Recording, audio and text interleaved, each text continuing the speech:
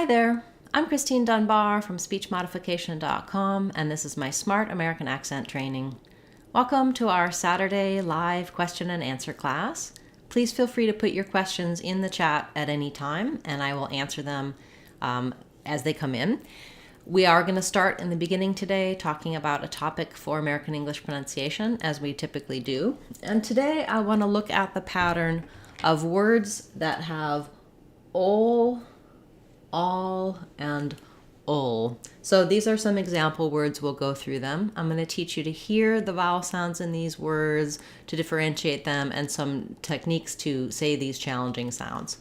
So for many people, words with L generally can be difficult to pronounce, and particularly ones with similar vowels like these.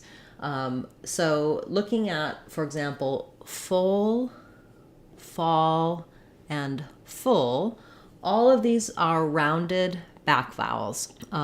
When you look at our vowels videos in general, you can learn about the placement cues for vowels.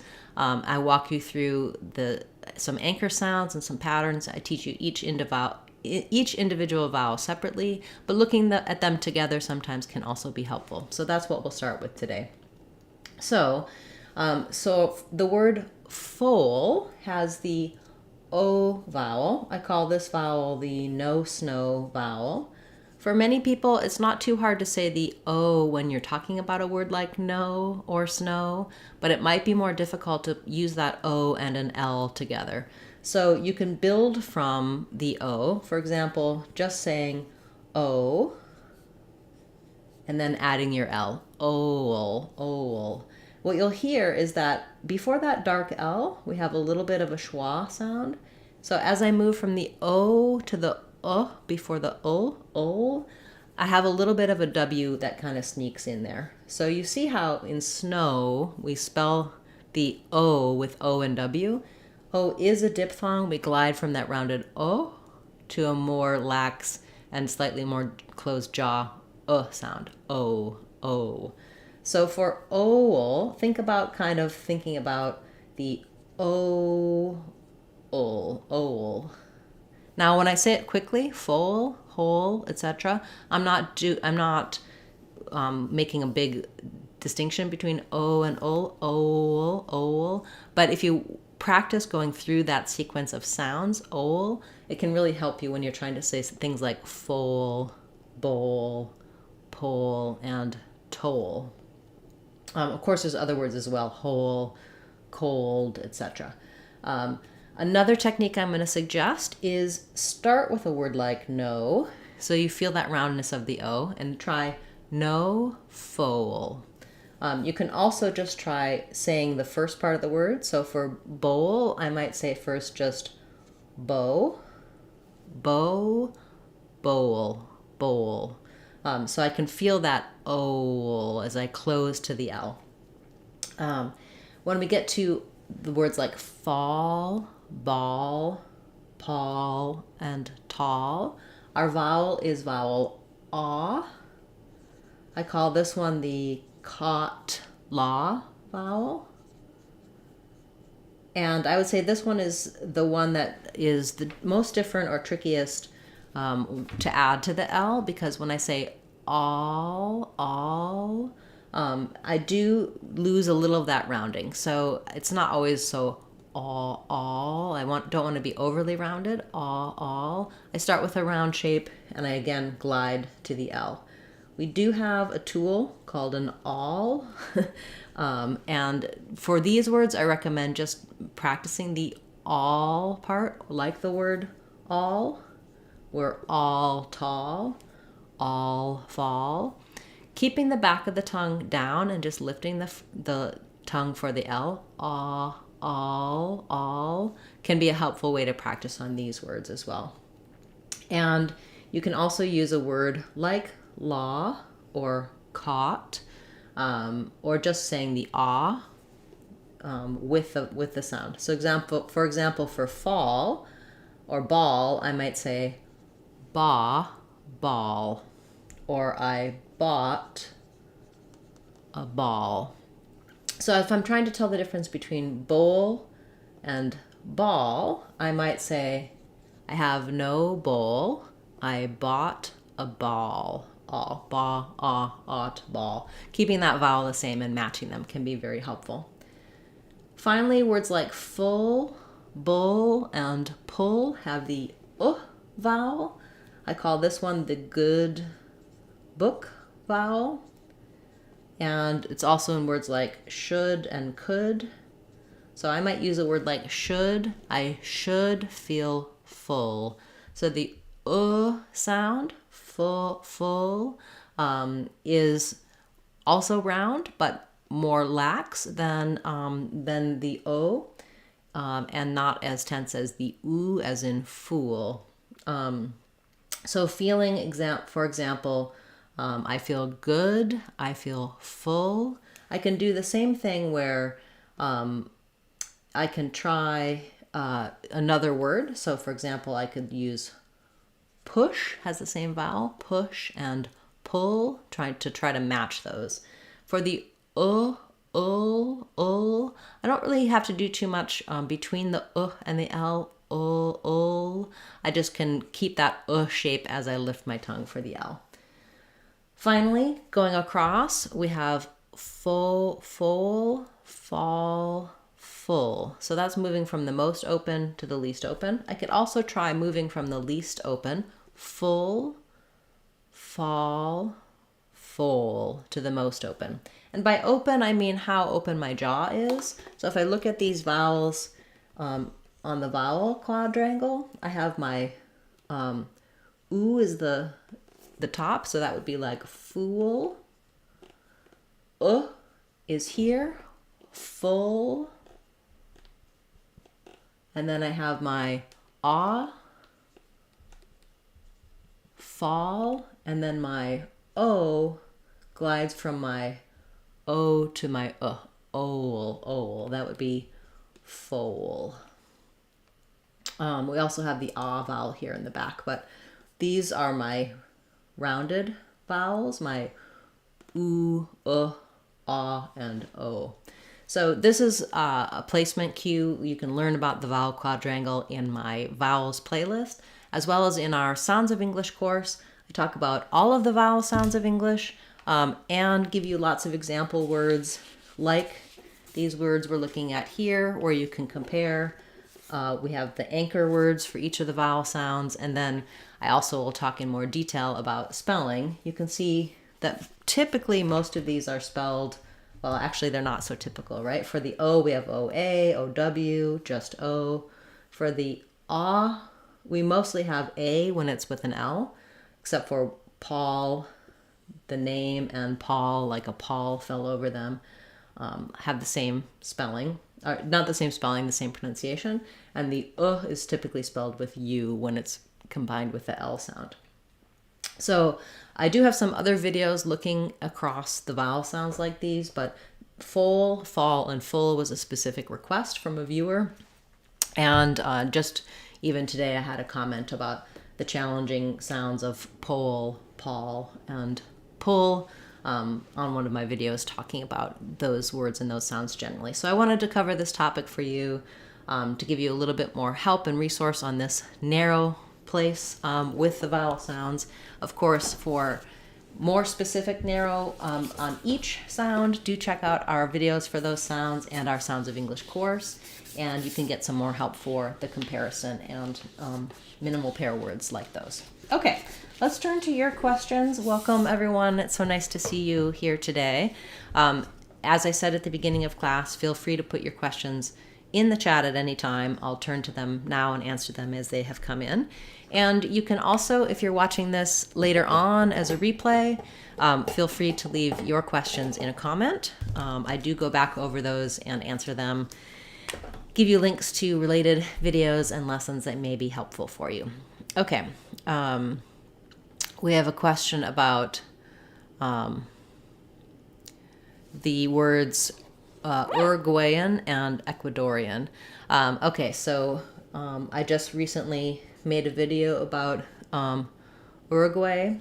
There's a number of different ways that Americans say this country name, and it's not the same as Uruguayans or Uruguayans. So for the question was how to say Uruguayan or Uruguayan. So Americans will either say Uruguayan,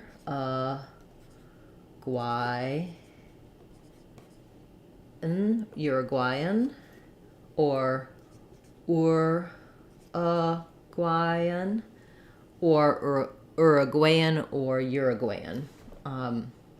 So we either say I or A for this syllable, and ur or for that first syllable. Yeah. And then for Ecuadorian, again, not the same pronunciation in Spanish and English for Ecuador. And I did also recently make a video for how to pronounce Ecuador in Spanish and English. These videos for country names, place names, people's names are on my names playlist. A lot of times it's really challenging to find help for how to pronounce names, so you can also leave requests if you don't find the name you're looking for on that playlist. In Ecuadorian, we actually do follow the syllable stress. It's more like the Spanish. So when we're saying Ecuador, we stress on the eh in English. In Ecuadorian, we do Ecuador. E-N. This is kind of an N or an on, Ecuadorian. It's probably a schwa there. So Ecuadorian, the Ecuadorian soccer player, or the Uruguayan soccer player. I feel like when it's Uruguayan, I'm more likely to say Uruguayan. Uruguayan. I don't know why, Uruguayan. I guess either one would be used by Americans. I do say Uruguay myself when I'm pronouncing it, but when I want to say Uruguayan, I want to go to the A for some reason. Anyway, unfortunately, there's many different American pronunciations for that. And so there you go. Okay, we have a question about the words tight schedule and grind. So when it comes to tight schedule, we have tight has the I diphthong. I have a tight schedule. You're going to stress on the schedule, and tight is going to be shorter. So, and because we have a T followed by a consonant sound, we're going to use stopped T here. So I would say I have a tight schedule. So tight, unreleased T, schedule in American English has the K-SK blend, schedule. The DU has a J sound, schedule, and then we go to a syllabic L. So thinking about it like, I wouldn't really spell tight differently. Tight, schedule. Tight schedule. I do have a video about schedule because it's different in different Englishes, so you might find that helpful as well. Today I have a very tight schedule. Okay, good. And then your other question was about the word grind, like it's been a real grind lately, or I'm going to grind the coffee beans. Again, we have the I diphthong here. This one, I would just build it from the I. So try saying I, rye, gry, grind. Yeah, it's not easy because there's a lot of consonant sounds together there, but it is fairly straightforward. Okay, and then we have a question about the word parallelogram. Yeah, that's a tough one because of all the R's and L's. You're right. So parallelogram.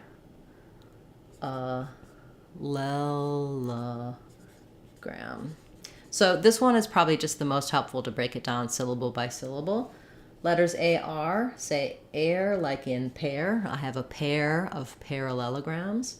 So pair, and then this A is going to be a schwa because it's unstressed.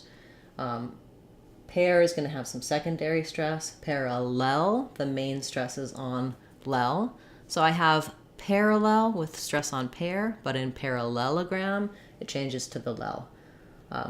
So this syllable is hard because I have to do the two L's, parallel, lel.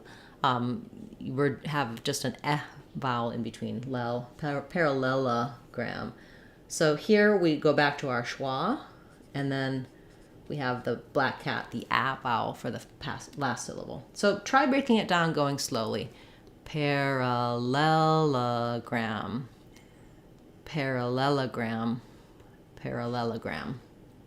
It also might help you to do lela, thinking of those two as separate. It doesn't really matter because they're linked together. If it helps, you can do parallelogram, putting the L on that next syllable. Yeah, that's one to just go very slowly and work your way back up to saying it full speed with all those R's and L's. Thank you. That's definitely a challenging word. Okay. We have a question about the words reminisce and sculpture. So for reminisce, we have last syllable stress. We have the F vowel here. So this can be either an I or a schwa, an a, reminisce, last syllable stress. And all of these just say the S sound, S-C-E. So thinking about it like reminisce, reminisce. Yeah, and then we also have reminiscent. And then in that case, it's reminiscent, or reminiscent. Not a reduced vowel in that last syllable. Okay, and then also sculpture. So for sculpture,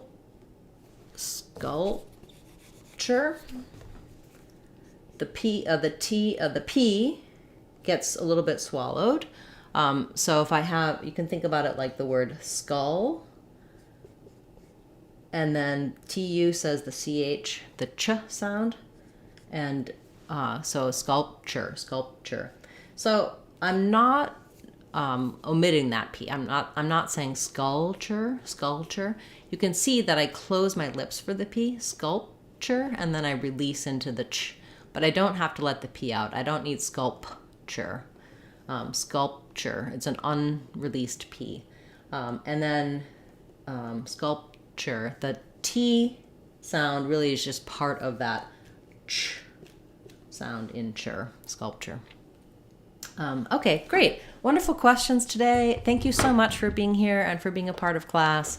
I look forward to seeing you again next Saturday in our next live class. And of course, tomorrow and each day I'll have a new word of the day for you each day. As I mentioned earlier, if you need more help for the sounds in the words that you were asking about or our L sounds at the beginning of class, do check out our Sounds of English course on speechmodification.com. It's a great way to build a strong foundation to pronounce any word you like confidently and easily in American English.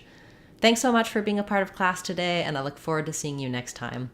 I'm Christine Dunbar from speechmodification.com. Remember, if you want to sound like a native speaker, you can do it. speechmodification.com. Bye, everyone. Hope to see you again soon.